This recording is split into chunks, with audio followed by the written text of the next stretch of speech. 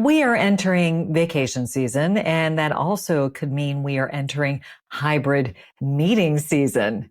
If you're about to let out a collective groan, thinking about the idea of trying to make a meeting with some people in the room and some people calling in and some people popping up on video, take heart. Actually, these meetings can be better than any other kind of meeting that you have.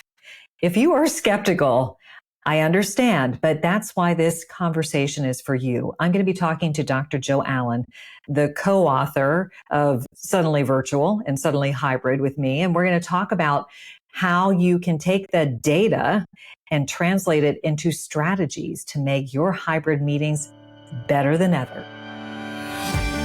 Hi, I'm Karin Reed. I'm a 4-time author, Emmy Award-winning broadcast journalist, and communication expert on helping people to own the room, whether it be a physical one or a virtual one.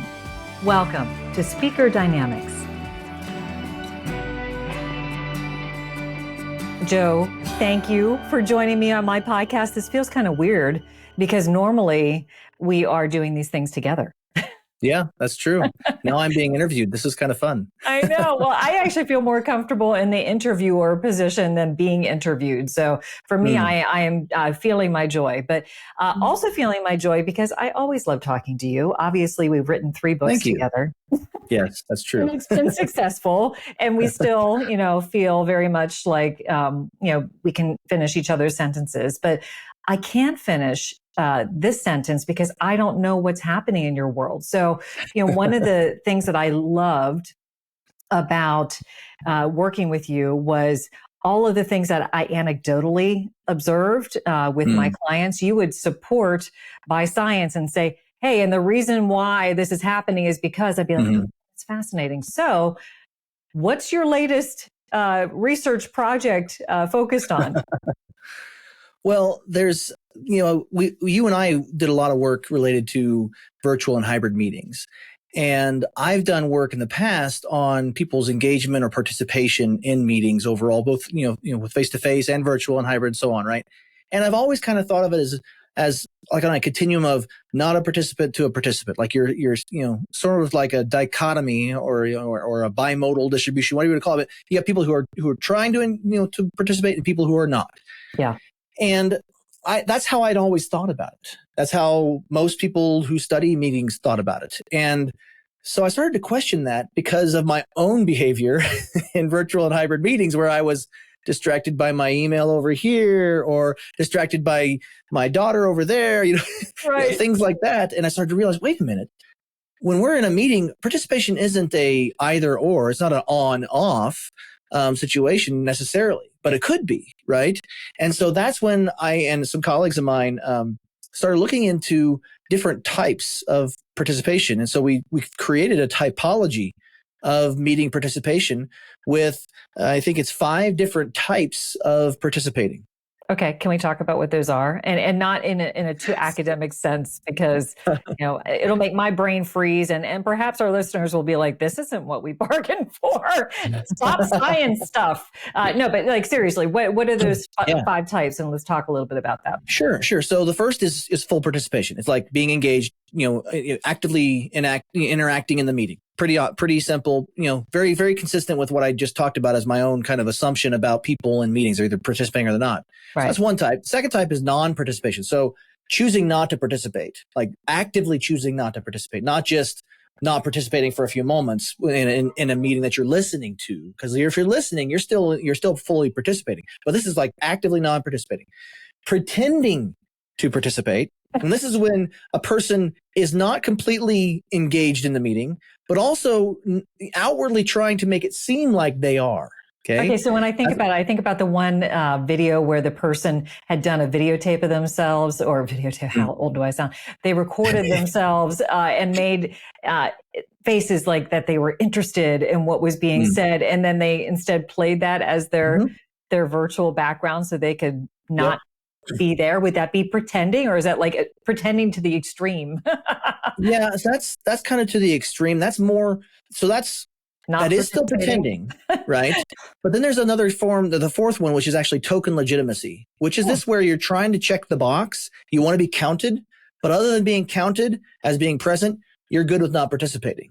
Right. So that example is kind of somewhere in between those two because they're sort of pretending, but they're not really pretending with the intent that people really would value their contribution of their nods or their they're really more of just wanting to get that credit. And that's what token legitimacy participation is, right? I just wanted my boss to know that I was there, even if I'm not really there. So that's starting it, turning your video camera off, walking away and doing the laundry, or going to another meeting. I've even heard people talk about doing that.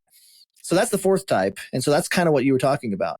The fifth type is off-on participation, and this is where people participate for certain points in the meeting. So like we've talked about in our books, one of the most common types of meetings is that kind of round robin where everybody has a little bit to say in the meeting, right? They go around the checkerboard and on their video conferencing, and everybody gets a chance to talk. Well, that's where the on-off participation happens, where you're basically not there. You're doing other things, email, whatever, right? And as soon as they say, hey, Joe, what's going on with your project? And then Joe chimes in and says, well, I was doing da-da-da-da-da, and then Joe turns off. So that's so interesting. I think about one of my clients who said, don't ever send out an agenda for your workshops because if it has timestamps, they'll decide when they want to show up and when they want to dip out. Absolutely. Which I'm like, that's even if it's not known that they're dipping out, right? It's just turning their video camera off, putting themselves on mute, and it's in the background. And because we're so good as humans to recognize our own name, like when someone says Joe, even though there's like a billion of them, I'm like, oh, me? No, it's not me, but it's that guy over there. But that happens in these meetings. So it's actually perfect for that type of participation because you're going to hear your name and you're going to turn your camera back on and you're going to be ready to go, right? Yeah. And so we may even make an excuse. Oh, I didn't catch that last part because I was, because it was garbled or whatever. And people are like, oh yeah, we all are understanding because audio sometimes cuts out, blah, blah, blah, So that on-off participation, I think, is very, very common.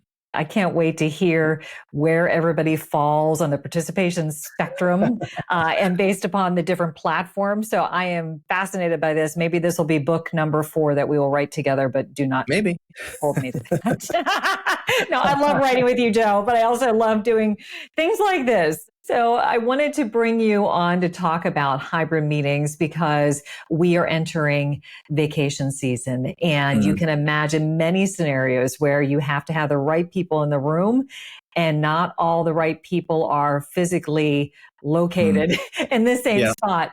So, one of the things that we did for the book Suddenly Hybrid was, well, I would say you did for the book Suddenly Hybrid, was gathering some research to find out, how hybrid meetings, played out relative to the other meetings in terms of meeting satisfaction and participation. What surprised you about what you found? Yeah, well, I think what surprised me was that we were wrong because we're always right. That's the thing. Is that we predicted the pandemic, right? So, okay, go ahead. But no, the reality is the reason I was so shocked by the findings that we had was that I had assumed, and I think you kind of felt the same way, is that hybrid meetings were going to be a more complicated communication environment because you got people that are face-to-face, you got people that are virtual, you got, audio and visual dynamics that can be complicated. And we didn't find that they were bad. In fact, we found them that they were just as good, or if not a little bit better than face-to-face in virtual meetings, right? And this was early adopters of this modality, right? But still, it was very surprising that we really did believe. I really did believe that it was going to be worse than teleconference and worse than virtual and worse than face-to-face. I just thought it was going to be bad. And I was very, I don't know if I was pleasantly surprised. I was just very surprised. Yeah. And actually, it came out on top, I believe, in satisfaction, meeting satisfaction and participation, which, that was shocking, as you mentioned to me as well. Not expected. But there's some good reasons why hybrid can be the most inclusive and most satisfying and effective meeting type, because as you just mentioned, people are going to go on vacation. And I know plenty of manager who will be sitting on the beach, putting their earbuds in, putting a background up so that people don't realize they're sitting, somewhere drinking their mimosa or whatnot. and having their daily stand up, right? Because they don't want things to fall to the wayside while they're on vacation. And so that's going to be probably a hybrid meeting, right? Yeah. So exactly. yeah. But, for all of those meeting leaders out there who have tried hybrid meetings and have woefully failed and understandably so, it's not easy. No. What do they not know that others do know who are saying, yeah, hybrid meetings really work well? Yeah. So what we did is, with that data that we were very shocked by, we said, okay, let's dig in and look at just the ones who said they had a really positive experience in their hybrid meeting. So that meant even though the average was, fairly high, we jettisoned the ones who were having less than that average, right? And you said, okay, let's put these guys aside. Let's just look at those people, because we asked a lot of questions. We didn't ask just was it a hybrid or not, and were you satisfied or not. We asked about, all the types of infrastructure that we think about with meetings, like starting and ending on time and having an agenda and having the right people in the room and all those sorts of things that we know are best practices, very common sense things. And we said, okay, are they doing these things? And is that the difference? And the answer was, yeah, they were doing disproportionately more of the good behaviors that we all kind of know, but sometimes forget to do. And so they were doing those things more so, or at least the same levels as those who were in virtual or face-to-face meetings. And because they were having just better meetings. So their, basic best practices for any meeting were applied much more often. I think that what you often say is, best meeting practices are common sense, but uncommonly practiced. Yeah. And so it sounds That's like right. they were amongst the uncommon who actually, abided by those things. Yeah. But, it's, I think it'd be important to share with them, some more things about, for example, what they did to set themselves up for success. What is key before you even attempt to do this hybrid meeting? Yeah. So the things you have to think about are the dynamics of the people and how they're connecting, right? So you need to make sure that your people that on your team have the ability to connect to the meeting, right? And that their connection is strong, that their audio and video is good. And so you have to make sure the tools and equipment are all there. And that's because the two major and most important factors to the success of a hybrid meeting are being seen and heard. Which makes sense because in any meeting, if you're not seen and heard, you're not going to be able to communicate and share your ideas. Right. But we were surprised at just how strong that relationship was.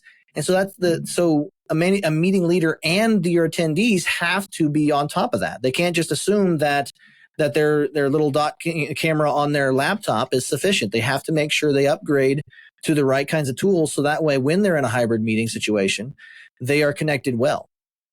Yeah, I love that, obviously. But, what I've also seen recently too, Joe, is there will be a greater discussion about what being seen and heard means, because I was just working with a client the other day who said, okay, we're going to do this hybrid meeting. We're going to have all of us in the room. And I said, well, how's everybody else showing up? Well, they're all showing up in their individual boxes. And it's a really important meeting that they're having with some analysts. And I said, I know why you want to be in the same room with everybody, but the way this room is set up, your bowling alley view with the one camera at the front of the room, everybody's going to look like little ants, and you're going to have a difficult time communicating because they won't be able to read your facial expressions because you'll be too small. So in this case, honestly, if the people who you're trying to impress are on their own individual boxes, you might want to be on your own individual boxes, or open up your laptops individually. Don't use the audio from your individual laptops. Use the audio in the conference room. But then at least people can see your faces, and that's so critical. So it's actually even gone beyond just basics being seen and heard, but having that meeting equity where people can be seen and heard in an equitable fashion. Have you seen any evolution along that line? So yes, my team created the first measure of meeting equity. Excellent. So, we created that. We're still working on publishing it, but the reality is it's all about the idea that you need to have the technological capabilities to connect, and then you have to have the interpersonal communication and psychological safety necessary to share ideas. So it's a combination of those two things. And so you mentioned, maybe everyone should bring their laptop and have their camera on and just their audio muted so there's not some feedback. feedback and that sort of thing, that's an option. There are also good tools from various vendors that have, like, you've probably heard of the owl camera, the sight camera, these all that sit in the middle of the table. I've tried them out. They're actually pretty good. And then you don't have to bring your laptops, because it'll catch people as they talk and zoom in on them. And the people that are online will see that person and their facial expressions, even as they're directing their conversation to the person next to them or whatever. Right.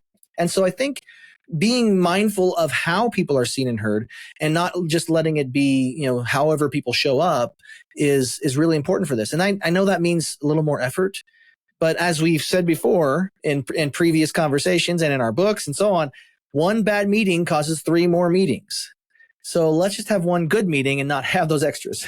Yeah. And if we could just throw in this little stat too, Joe, I know, 3 more meetings, that gets super expensive. I can't remember the stat off the top of my head, but it was startling to me to think about the cost of an individual meeting. You don't happen to know what that is, do you, off the top of your head?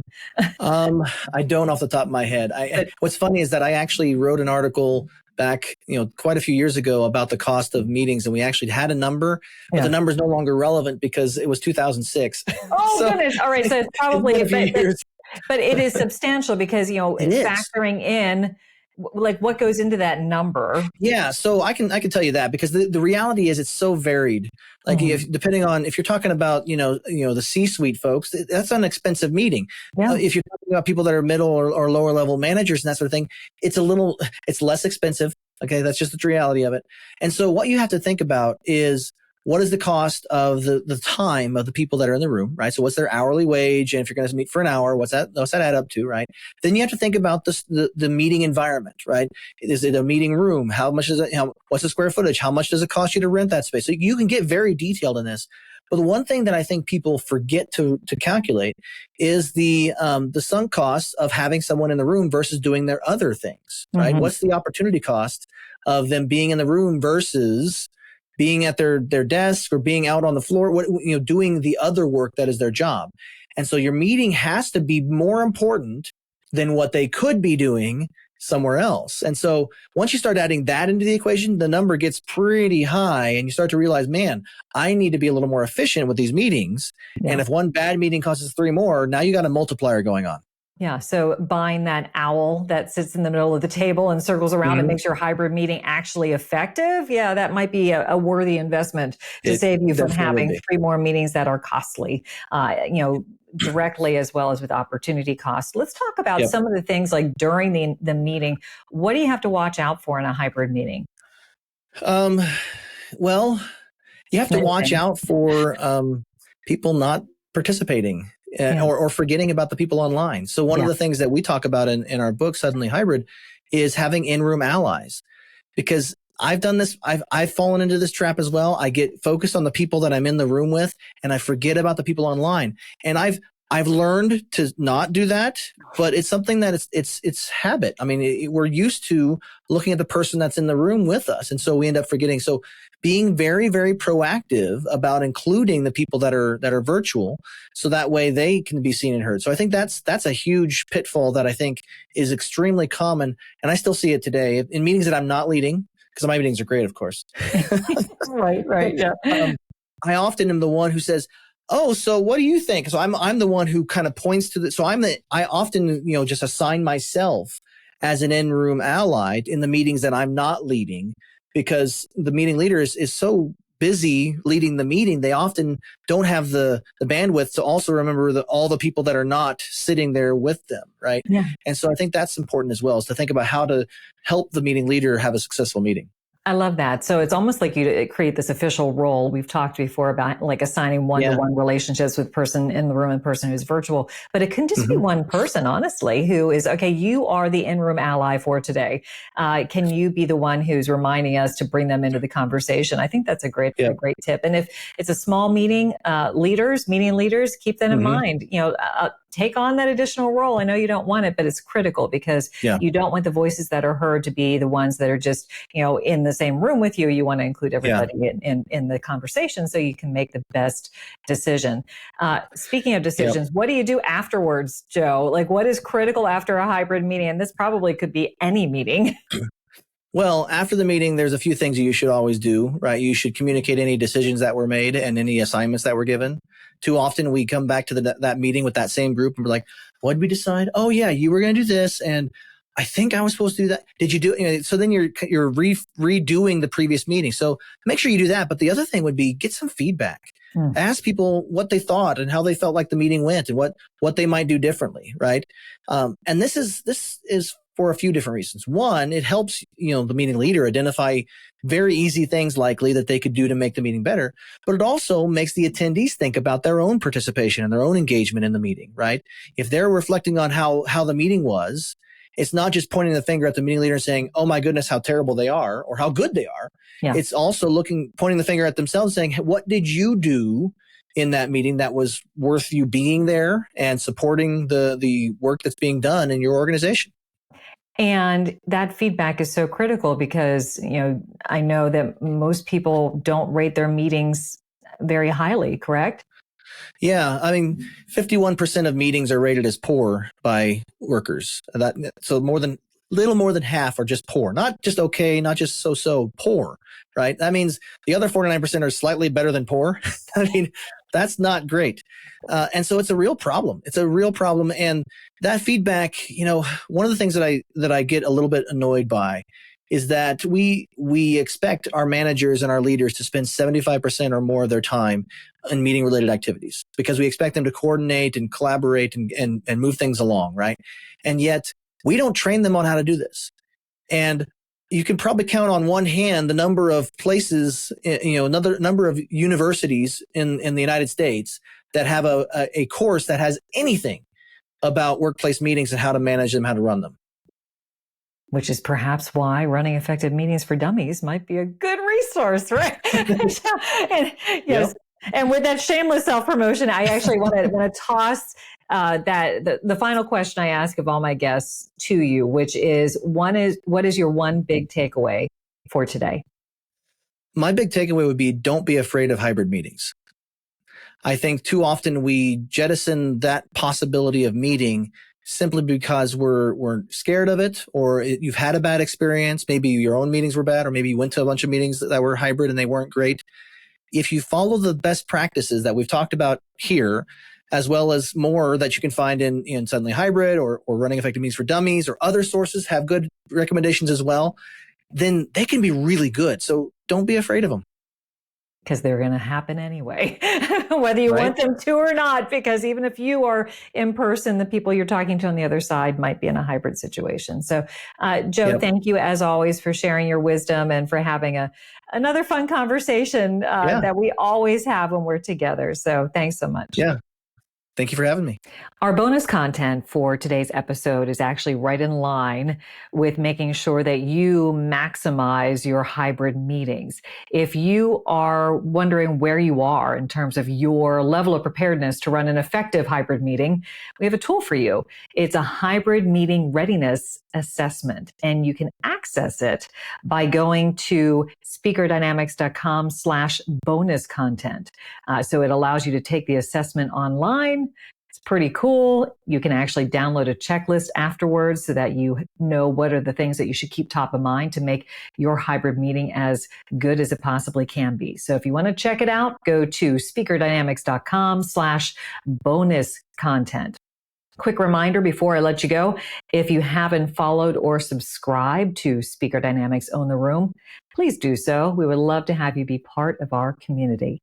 Thank you for listening to today's episode. Until next time.